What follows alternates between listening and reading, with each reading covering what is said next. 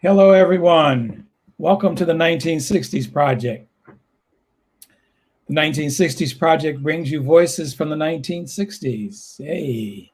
In the 1960s Project, we've been recalling, remembering, and reflecting on events that have influenced our lives. This is season 2, week 16.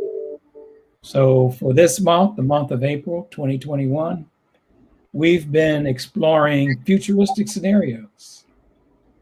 The voices of the 1960s will be the voices that will be sharing perspectives on a range of issues for the year 2025.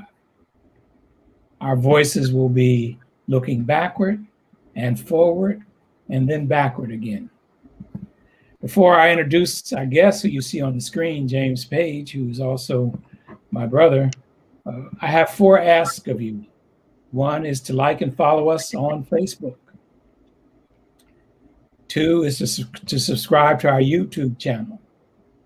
We just need a few more subscriptions to get up above 100 on the YouTube channel. Read and comment on our blogs. James's Futuristic Scenario is also in the form of a blog, which is on What's on Jerome's Mind. And since this is social media, I ask you to share our shows, our videos, and our blogs. So what is a futuristic scenario? A futuristic scenario is a way of trying to reimagine the present by looking forward to the future. So we ask ourselves, given certain conditions today, what would we like to see happen? In this case, our case, it's the year 2025. So the year 2025 will be something is occurring, and the scenario talks about how issues have been addressed, how challenges have been overcome. In the first scenario, futuristic scenario for April, Paige Trice talked about what a holistic education model will look like in 2025.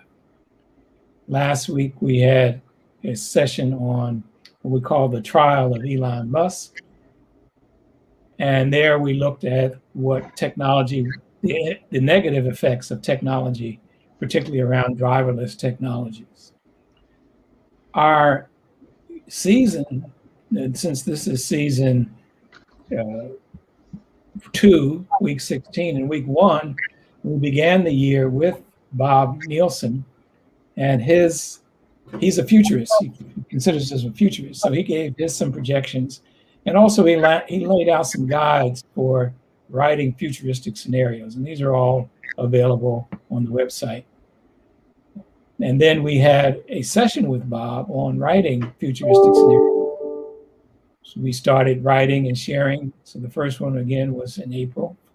It's the first week of April. We skipped the second week. The third week of April, we talked about the trial of Elon Musk. And here we are this week with James.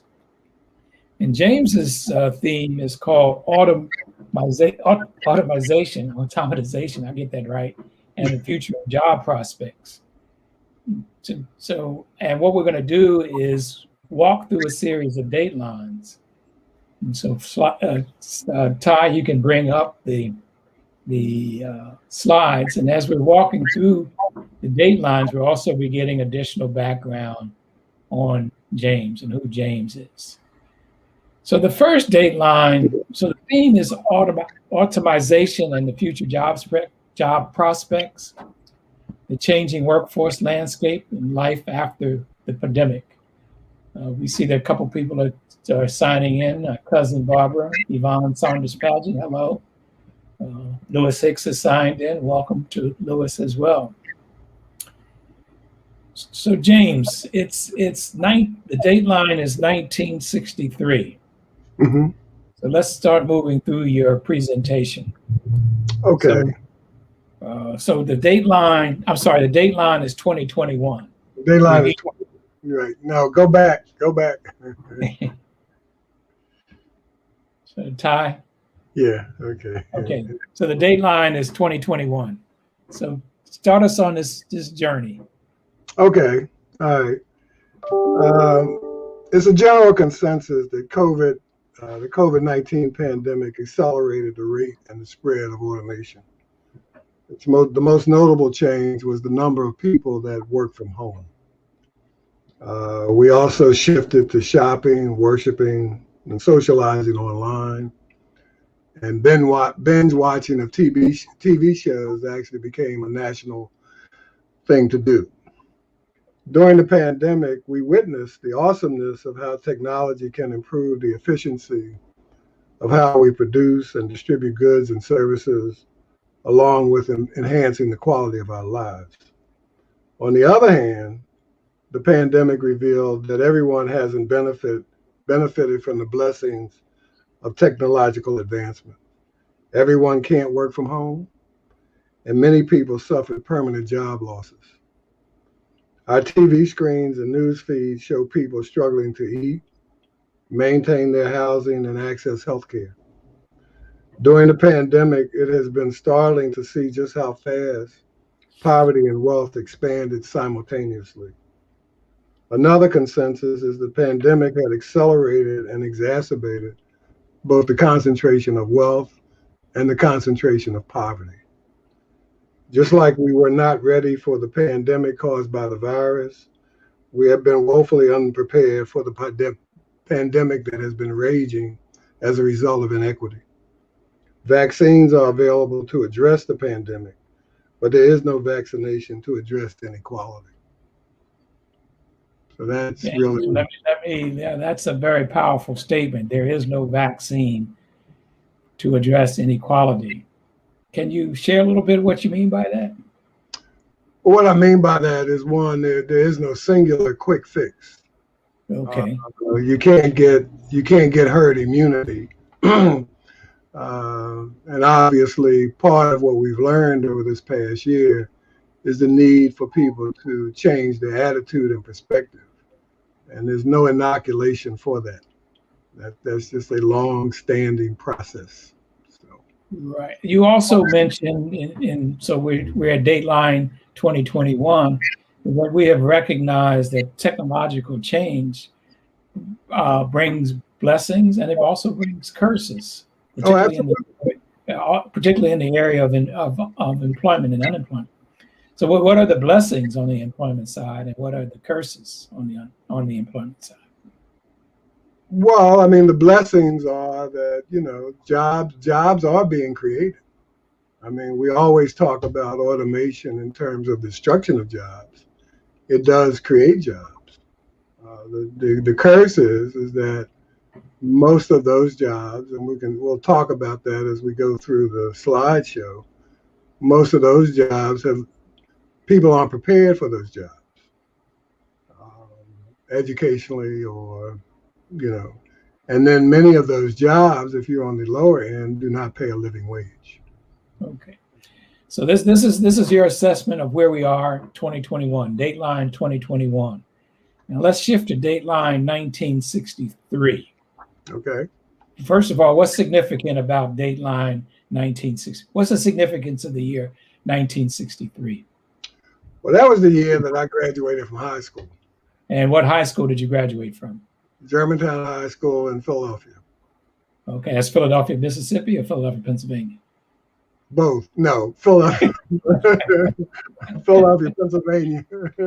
Okay. All right. That's the challenge of talking to people you already know. You figure that they know the answers. So, but I have to pretend that I don't know where Philadelphia is just for purposes of the No. So Philadelphia, and basically, I graduated and entered the workforce just as computers were gaining use as a practical business tool. And one of the first jobs that I had was as a check writer. Okay, well, why don't you pick up your narrative there for your slide 2 narrative? Right. So what happened was when I one of my first jobs was routing checks. And what would happen is that the checks that were cashed or deposited at local branch came to the central office. And we had And our job was to take those checks and we would code them to direct them to the appropriate Federal Reserve branch.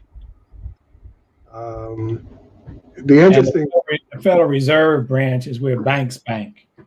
where the banks bank, and also that's when you were able to float a check.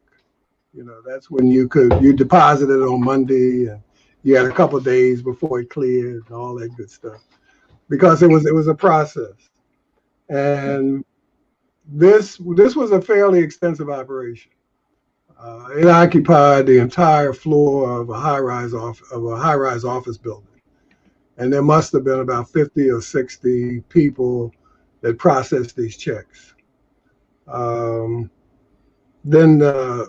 I had left that job, but then one of the things that happened was check scanning became automated. So people would just then slide the checks into a machine. The machine would read the code, direct it where it was.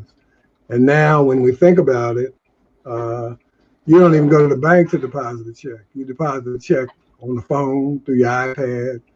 And applications such as Zelle and Cash App have almost made checking obsolete, or check writing obsolete. And this has affected many things. I mean, when you think about the introduction of word processors, that eliminated things like stenographers, and typist pools. Welders used to, even when they initially introduced welding machines, those machines were operated by humans. Now they're operated by, it's all robotic. And so robotics, which was once a thing of the future, is now very much a part of our present. And this is part of what has created this mismatch in terms of the skill sets for the people who lose their job to automation and the requirements for the jobs that automation has created. And so the pandemic has accelerated the process of replacing and de-skilling people. And the virus, while the virus did cause disparities, economic inequity has been part of the landscape for 3 or 4 decades. You mentioned that it's been, so inequality was already here prior to the pandemic. Inequality and inequity was already here. Okay. And all it did was heighten it and exacerbate it. Hopefully it's gotten people's attention, but the reality is that through all of the things that have been proposed, there have been precious little devoted to improving those things that affect people's lives directly. Okella had just joined us. Welcome, Okella. So it's Dateline 63. You are getting out of high school. One of your first jobs was working with paper checks. And then in the course of that, instead of at one portion of the process of the checks being handled by people, there was something called a scanner that was introduced, and the scanners replaced people. I think in a former conversation, you said that the scanners replaced something like 50 people. Oh yeah. Yeah. Oh yeah. Meaning, oh yeah. That's what they did. It replaced those 50 people. The other thing was I also had a job at Sunoco, and that's when people hired people for clerical positions. Okay, let me stop you there. Sunoco is what? A Sun Oil company. Okay, they operate gas stations. They operate gas stations. Produce and refine oil. They don't produce oil, but they refine oil and operate a number of gas stations in the Philadelphia area. Yeah, well, they're pretty much national, but we just got our first Sunoco station about a month ago in my neighborhood. Exxon is now a Sunoco station. So. Well, things change. And I'm in Washington D.C. and close to downtown Silver Spring. But one of the interesting things, I don't know if people remember, but the way they used to track sales was they had a department of people who used comptometers.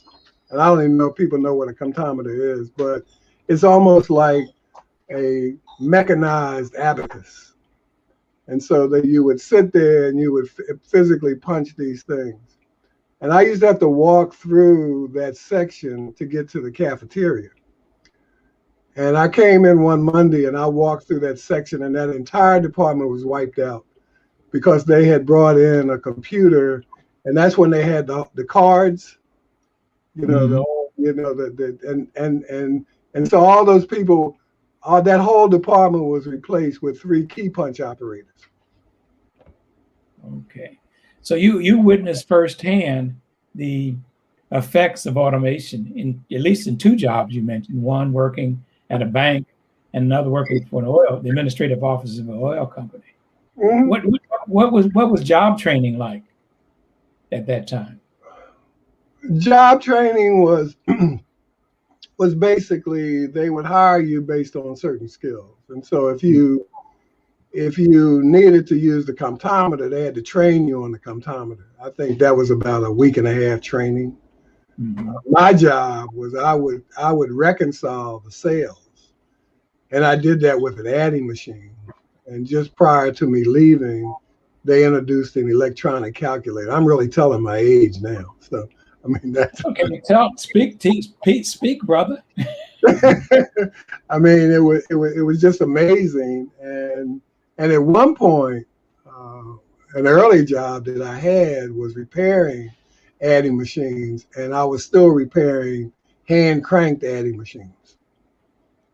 So you were familiar with the hand cranked adding machine. You were familiar with something that's equivalent of automating that. Yeah, so you do go way back. Did you ever have to use the slide rule in order to compute? Well, it was interesting that, I learned the slide rule in high school, but shortly after I graduated was when they introduced the handheld calculators.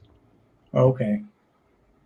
All right. So you're all those classes on using the slide rule in high school and figuring out which side to turn it and what scale you were on were gone out the roof. Huh? Gone out the roof. Yeah. Okay. I mean, it was Now, just you submitted another blog. You submitted back in October. You submitted a blog about your high school years and your early professional career. And part of your early professional career was in public job training programs. right.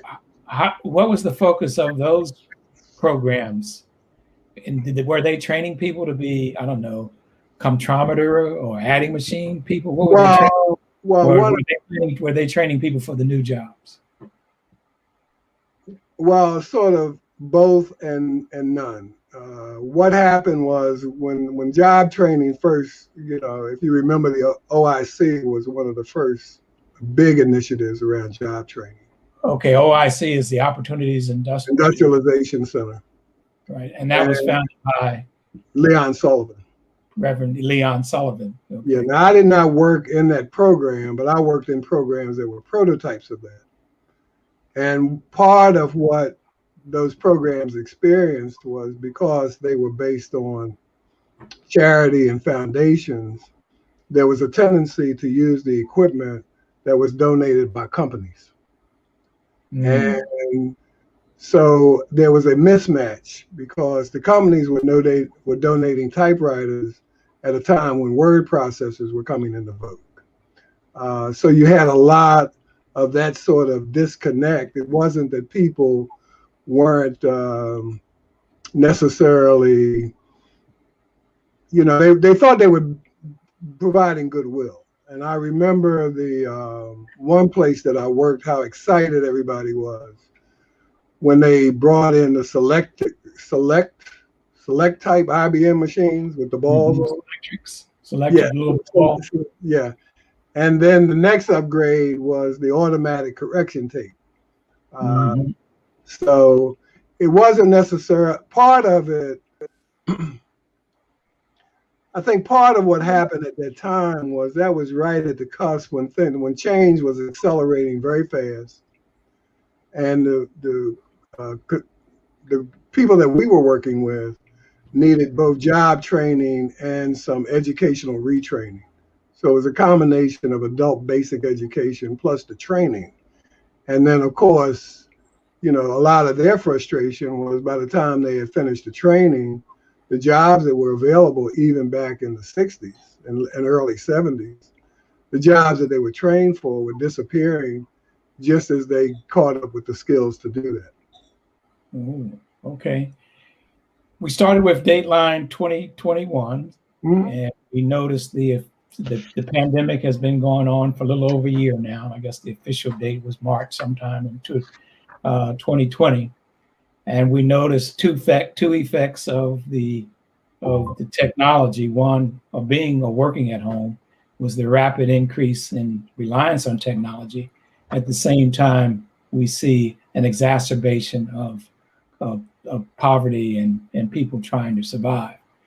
You suggest that if we go back to Dateline 1963, that this was a trend that you witnessed very early on, that new technologies created jobs, but they also eliminated jobs. But often the people for which the jobs were eliminated weren't the ones who were ready for the new jobs. Absolutely. And that has not changed. That has not changed in 4 decades. Okay. Now, Susie says OIC is keeping up job training now and includes drone piloting and green energy. Okay. In fact, to show you how jobs are created, I was talking with our niece, one of our nieces, over the weekend, and she just got a contract to do drone surveillance for cell towers. Okay. Well, okay, that's different. That's different. And although, again, here's a situation where you didn't necessarily need any specialized training, but you need real computer skills, and you just don't throw it up there. And the company that she works for has a system where she punches in a series of numbers identifying the cell tower, and the program takes over. Okay. And so Susie says our niece trained at OIC. So yes, that's in the legacy of Reverend Leon Sullivan. Absolutely. In fact, the Philadelphia OIC had become nationally known for their training for hospitality industry. Okay. Hotel workers, and not just chambermaids, but hotel workers that managed the front desk and reservations. And also they had a culinary school that became quite well, I guess it's still well known for its ability to create sous chefs and all those things. Not just your flipping hamburgers. You actually learned how to cook. So Dateline 2021, Dateline 1963. So Dateline 2021 is the present.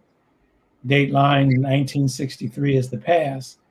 Okay, it's Dateline 2025. It's December 2025. Can you pick up your story at that point? Yeah, this was part of the blog that I put out. This is the story of John Jacob, who everybody knows John. But this was the story of John Jacob, and here was a gentleman who had survived the pandemic, had never been unemployed, and suddenly finds himself in a position where his skills are obsolete. He was a truck dispatcher, and the truck dispatching was taken over by the computer. And not only was the truck dispatching taken over, but the loading of the trucks were taken over. So they had developed software programming that determined what went on what pallets and what got loaded, were able to track it. So he finds himself without a job. So again, this is 2025. This is 2025. Okay, December 2025. December and John Jacobs, who survived a pandemic, but now he's confronted with new technological obsolescence challenges. So John was really sort of flummoxed because since he had never had a job, all he knew was the stories and the observations of people that he knew or encountered that had lost their jobs. Okay, so I think you said he never had a job. He had never lost his He job. had never lost a job. He had never experienced unemployment. Never experienced unemployment. And as a And result so, of the pandemic, he's now experiencing unemployment. right. And he panics because he feels obsolete and becomes desperate. And so he decides to go to the local social service agency, and was pleasantly surprised. So in the future, America had learned its lesson and had decided to create a adequate safety net. Now I'm defining a safety net as the essential supports needed to prevent people from experiencing homelessness, food scarcity, or lack of health care as a result of job loss or insufficient income. So that's what I'm talking about in terms of a safety net. And so John shows up, he tells his story, and now this new world opens up. So they explain to him that job retraining is available. There's a universal basic minimum income, so he doesn't necessarily have to worry about being penniless. Healthcare is universal, so that is a sort of overcome. And it's coupled with free community college. And so as a result, that was a shift because now government did not need bailouts because they already had a structure in place to support people, which is very different from what we have experienced now. And so basically a futuristic safety net enables people to maintain the basics of life, access free education options, gain skills and to gain skills to meet the ever-changing requirements of the workplace. So that's what it looks like in the future, and Kamala Harris is president. All right. The future then is obviously contrasted to the present, where we, as a society, were confronted the virus and this expanding awareness of inequality. Right. Before I ask my question, I realize now that I just got off a deposition. I was being deposed, so I have to. Dr. Paige, what's the question? You're not here to give opinions. We just want to know what the question is and what your answer is. So my question is that currently, how successful of a measure of our society is it that we were unable to respond to both the pandemic and to inequality? What does that say about our society? Well, I mean, it says a myriad of things, but one of the things that it says is that society has not adapted to the change, and that America spends more of its time looking through the rearview mirror than looking through the windshield. So, wanting to recreate what has already taken place, even in the wake of that not benefiting the majority of the population. Mm-hmm. Yeah, I think as I was trying to mouth those words, is that from an economic standpoint, or either socioeconomic standpoint, one way to measure the resiliency of a system is how does it respond to shocks? Right. How does it respond to the unknowns? And it appears that we saw in the first part of the COVID that we were, as we use your term, flummoxed. We didn't know what to do when the unknown hit. We were flailing around, and then that got caught up in political discussion. So we were unable to respond appropriately. And then while the virus was an external shock, and we should have been prepared for it. The reason that we should have been prepared for it is if we go back to the 60s, ever since the 60s, I've been hearing about the increase in diseases being spread globally due to air travel and the globalization of activity. And it appears that the Biden administration, the Obama administration had put in a very detailed response to what happens when a virus hits. But for what a lot of different reasons. Nobody used the playbook. So the external shock from the virus, which we should have known how to respond to, and the internal shock of inequality, which we knew inequality has been with a long time, but all of a sudden it gets exposed and everybody is grappling to figure out how do we house people, feed people, and things like that. We just got greetings from Daphne Fuller with her Black Minds in Meditation. If you ever want to explore that, check her out on Facebook and on other social media platforms, Instagram. Thank you for joining us, Daphne. So here again, we're in 2025, and unlike 2020 and 2021, we have a safety net. And you indicated that safety net included universal income, universal education, universal job training, and general supports for workers. Right. Okay. Right. So, okay. Because in that context, you don't need a bailout. Mm-hmm. Right. It's all they're automatic things that are in the system to help people adjust. So so it's 2021 again. All right. You want to pick up your story there? Right. A review of the past helps us to understand why enhancing the safety net is necessary to begin with. Although wages in the 60s and 70s were low by today's standards, there was a more direct positive relationship between wages and the cost of living. And you can see on the slide, one example is the average housing cost in 1963 was $19,300. The median cost in West Virginia is $107,000 on up to $500,000 in California. Also, so wage stagnation, based on my memory more than research, started in the 1980s. And that was coupled at the same time when there was an expansion of consumer goods. Mm-hmm. And when that expansion first started, you could opt out, no pain, no gain. And part of it was that personal computers were relatively expensive. Not to mention, they didn't have any particular need for them because there was no digital framework. Everything was analog.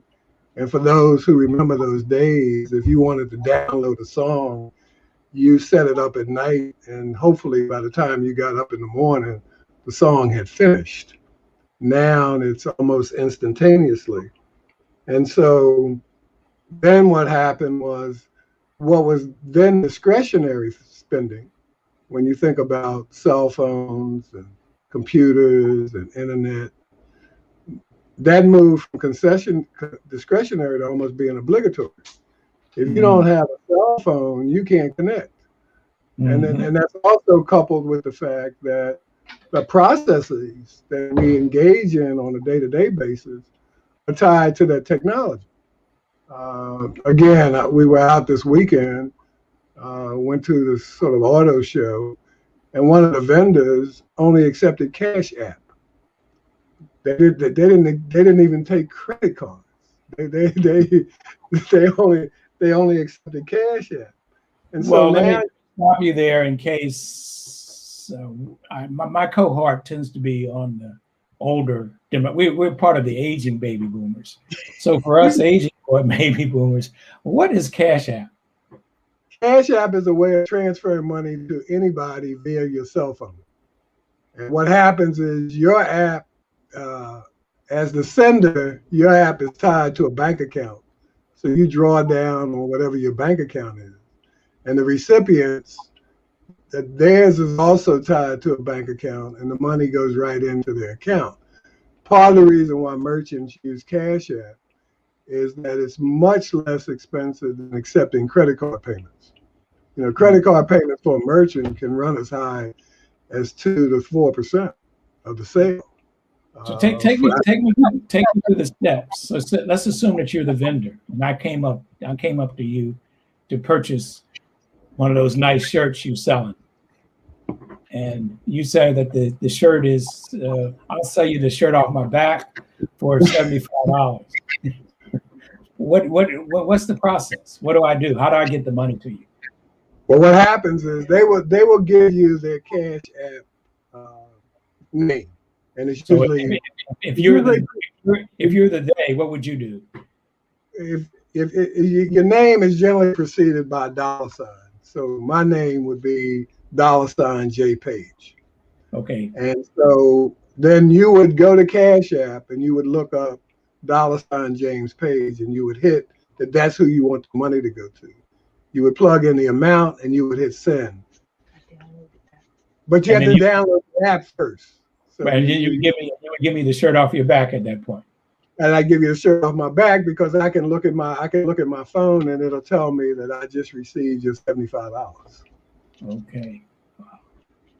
Now that's a lot. Now you started the process of talking about working in a check routing department of a bank. Right. You experienced that, and now you're experiencing Cash App. Absolutely. When you think about those two experiences, as we say in some communities, what do you experience in your body mind? Well, I mean, what I experience is that this is just a much more efficient, better way of doing things, and but at the same time, this is when you get into an equity on a different scale. Right. If you are unbanked, you can't use Cash App. Okay. And many communities. If you're unphoned and you're unbanked, right, then you're out of the system. Out of the system. Now, fortunately, these people did take something as antiquated as cash, so you could actually complete the transaction. But my point was, they didn't take debit cards, they didn't take credit cards, they only took cash and Cash App. Okay. Wow. Okay. Well, let's pick up our story. So anyway, when you think about it, the minimum wage even today. Let me stop you there, James. So I can send you some money right now. Just open up my phone. Help yourself. Is it $J Paige? Yeah. Yeah. Okay, I'm gonna send you some money for being on the show. Yeah, but anyway, when you really think about it, for example, the federal minimum wage still stands at $7.25 an hour, which federal wage has not increased in 12 years. Now, part of what the political pundits will argue is that I think statistically there are less than like 1.5 million people who make minimum wage because municipalities and jurisdictions have imposed higher wage minimums.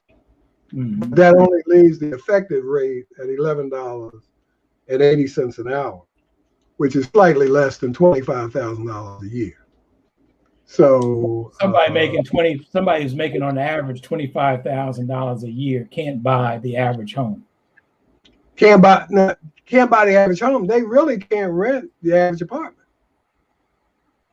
Okay. Because if you look at $25,000 a year is roughly slightly over $2,000 gross.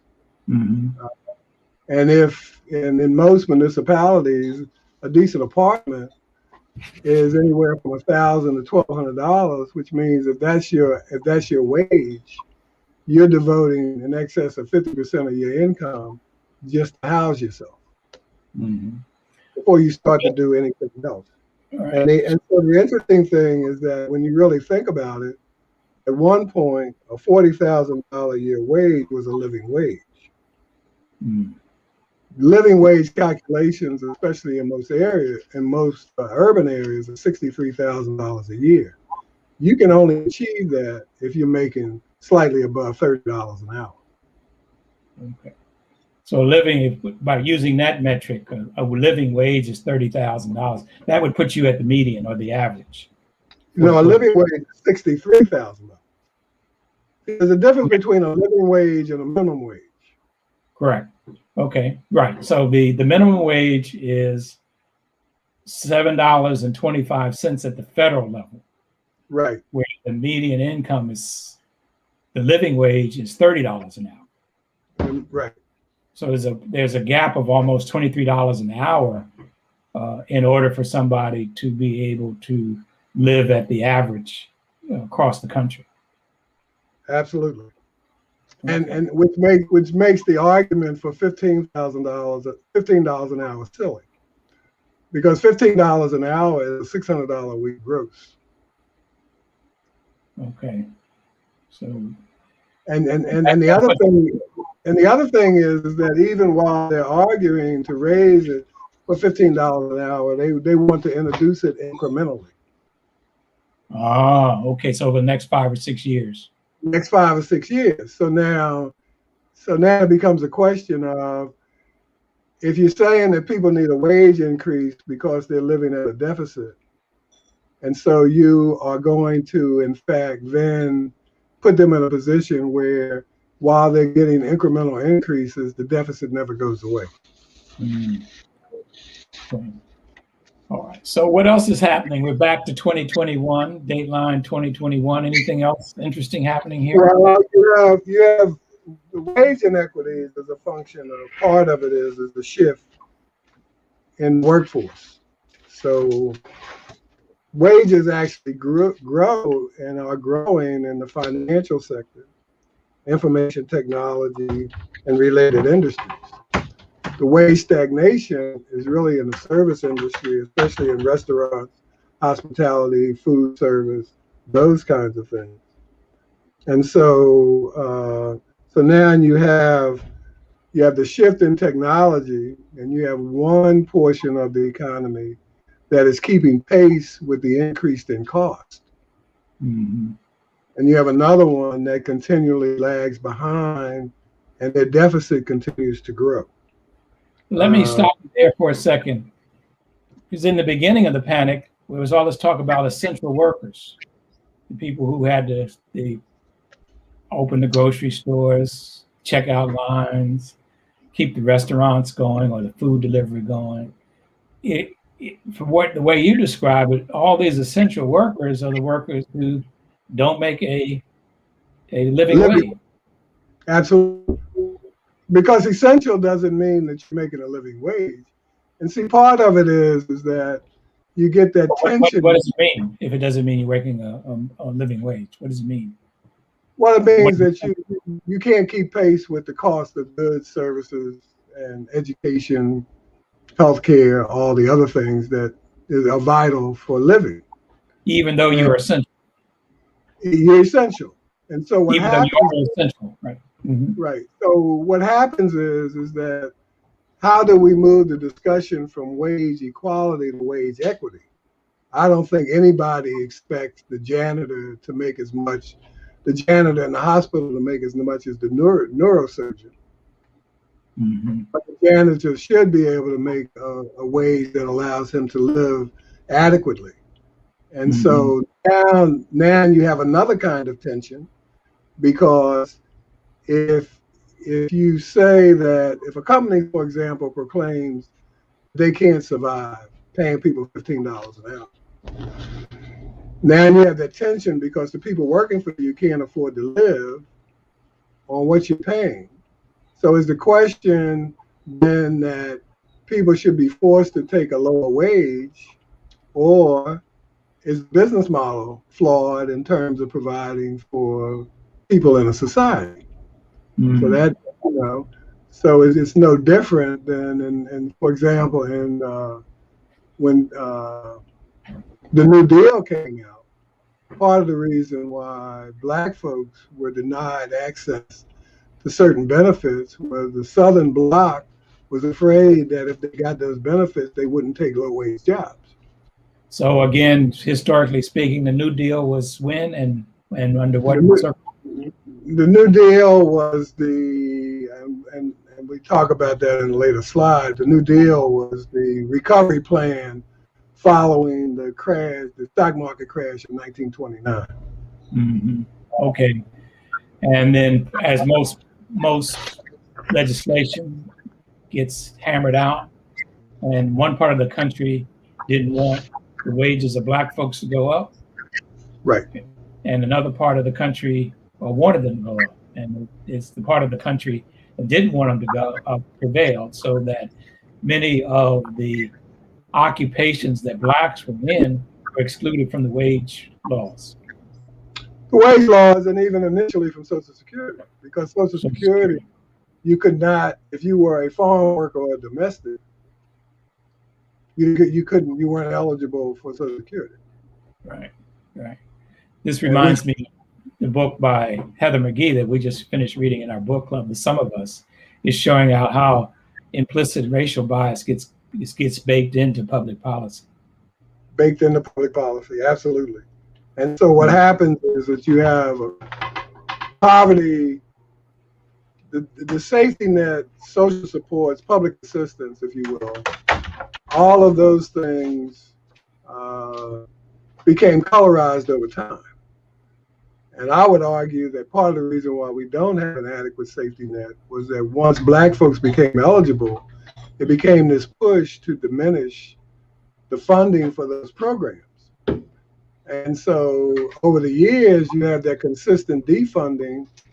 And then all of a sudden, you realize that this isn't a black people's problem. This is a problem for a large swatch of the entire population that is suffering from wage inequity. Okay, well, that sounds like another futuristic scenario. You need one on a government model. You need one for a business model. But as we move forward, so what do you see as some of the solutions moving to get us to 2025? Well, I mean, part of it is that much of what gets described as socialism by the right wing are things that basically just provide a basic sort of floor for people. Because what happens is that, so, again, you look at, if you look, again, looking at this slide, what happens is that this is the recovery model that became the blueprint following the crash of '29. So it's based on relief, recovery, and reform. This is 1929.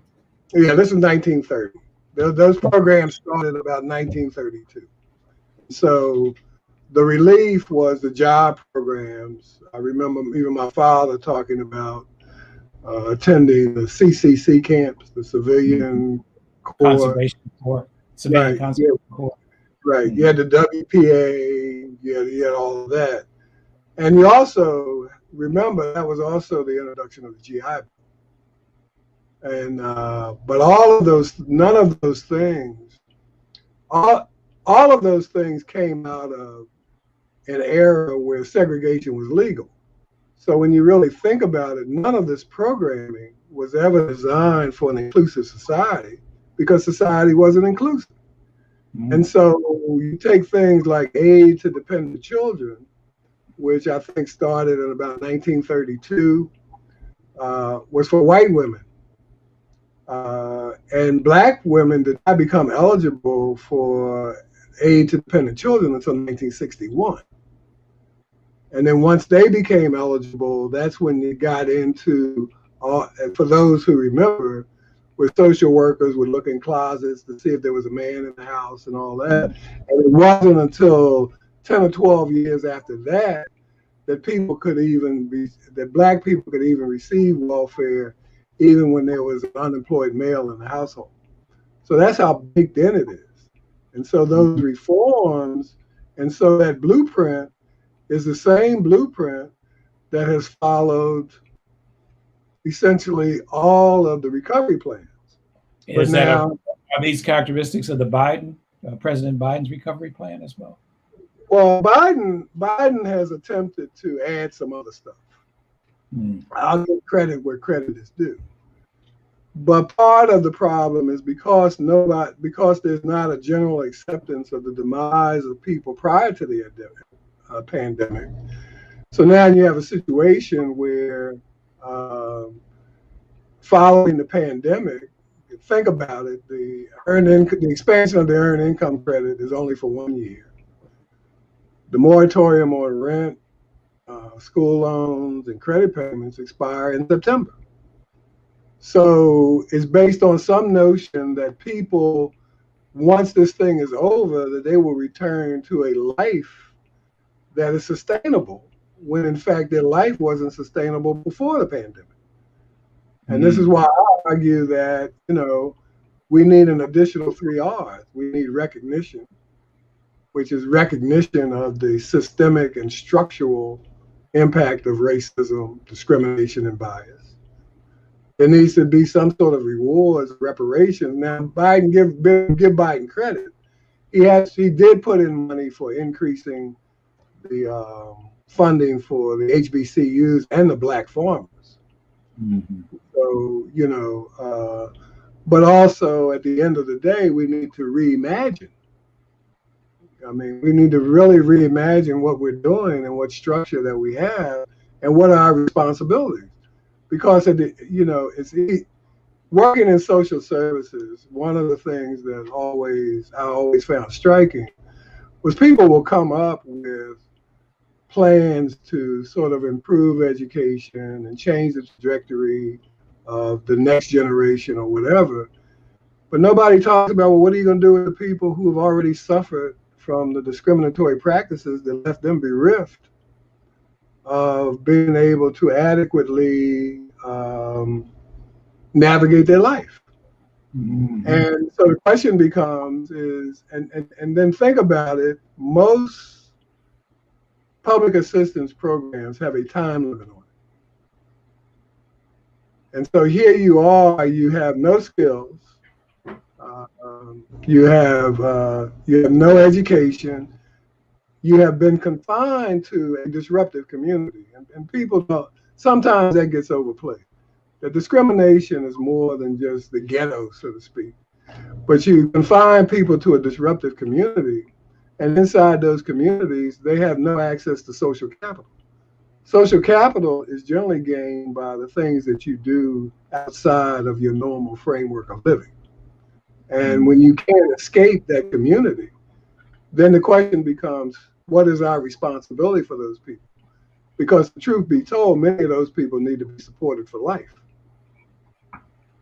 James, very good. So let's recap for a moment. It's 2025. John Jacobs is experiencing unemployment for the first time, and he realizes that there's a safety net that is at present that's not present today. Right. And then what I think part of what you're saying is to get us to 2025, then we have to focus on this recognition, reward, and then what's the third R? Reimagination. Reimagination. So we have to reimagine life as we know it, social service delivery as we know it. Which is no more than when you think about when people talk about defunding the police, really not talking about eliminating the police force. They just want to reimagine what policing is. Policing was an outgrowth of the Fugitive Slave Act, and which placed all Black communities under surveillance. And so do we continue with this practice of surveillance? And the surveillance suggests that the reason for police presence, if the reason for police presence is to protect white communities, then what the hell? I mean, if that's what they're there for. I mean, when I think about even Ferguson, and we remember Ferguson because it's fairly new, the reason why, that Ferguson was a situation where you had a neighborhood that changed demographically and moved from being predominantly white to predominantly Black. But the police force was instructed to protect the white people. That's what they were instructed to do. Mm-hmm. Okay. And so when we talk about reimagining, we really have to get back into really what are the foundational things that really sort of cause certain things to happen. Right. And so if you don't, again, if racism is structural, then you have to change the structure. If racism is institutionalized, you have to change the institution. If Okay. racism is systemic, you have to change the system. And you can't keep nipping around the edges. And Because what that's what will get us to 2025. right, that's what will get us to 2025. And We can and close out with this slide here. If you can read it, if you can see it. yeah, you can read it. I mean, basically, I have a website, and there are a couple blogs, and what I'm interested in is having people visit the website, so comment on the blogs, and really continue the discussion, because it's going to take a collective effort to reimagine what it is we're doing, because we all have to accept the fact that we have been inundated with this process, and we need help individually and collectively to reimagine. We ban the terms like,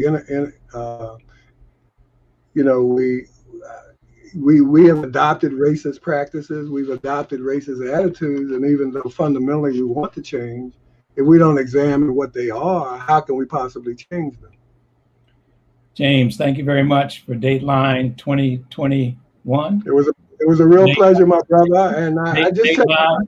Wait a minute, I just checked my phone, and I didn't get any Cash App money, but it's okay. Okay. Well, I can't multitask. So thank you for Dateline 2021, Dateline 1963, and then Dateline 2025, and Absolutely. then back to Dateline 2021. And I encourage everybody to read the blogs, provide comments. And if you're interested in being part of our discussion, I invite you to share your tiny thoughts and large memories. Next Tuesday, which will be May, the first Tuesday in May, we're going to have a discussion of the life of Malcolm X as to kick off May, since Malcolm X was born in May, and it would be something like his 90th, 92nd birthday if he had lived. So thank you for tuning in, and James, thanks again. All right, peace.